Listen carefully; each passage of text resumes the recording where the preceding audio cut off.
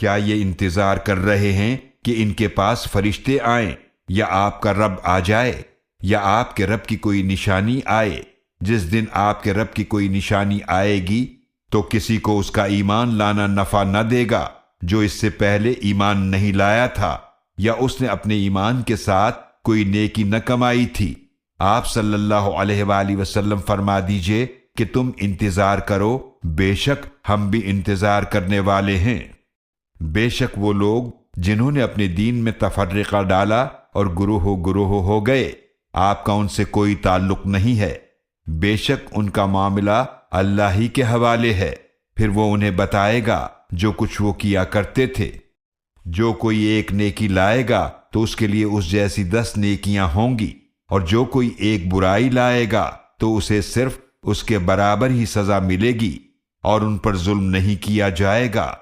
آپ فرما دیجئے بے شک مجھے میرے رب نے ہدایت فرمائی سیدھے راستے، مستحکم دین یعنی ملت ابراہیم کی طرف، جو ہر باطل سے جدا اللہ کے لیے یکسو تھے اور وہ شرک کرنے والوں میں سے نہ تھے۔ آپ فرما دیجئے بے شک میری نماز اور میری قربانی اور میرا جینا اور میرا مرنا اللہ کے لیے ہے، جو اس کا کوئی شریک نہیں ہے، اور اسی کا مجھے حکم دیا گیا ہے، اور میں سب سے پہلا فرما بردار ہوں۔ آپ فرما دیجئے کیا میں اللہ کے سوا کوئی اور رب تلاش کروں، حالانکہ وہ ہر چیز کا رب ہے، اور ہر نفس جو کچھ کماتا ہے اس کی ذمہ داری اسی پر ہے، اور کوئی بوجھ اٹھانے والا کسی دوسرے کے گناہوں کا بوجھ نہیں اٹھائے گا۔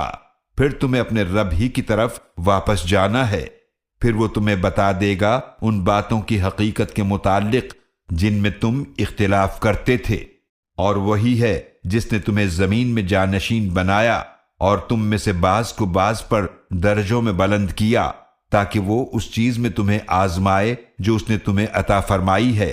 بے شک آپ کا رب بہت جلد سزا دینے والا ہے، اور بے شک وہ بڑا ہی بخشنے والا، نہایت رحم فرمانے والا ہے۔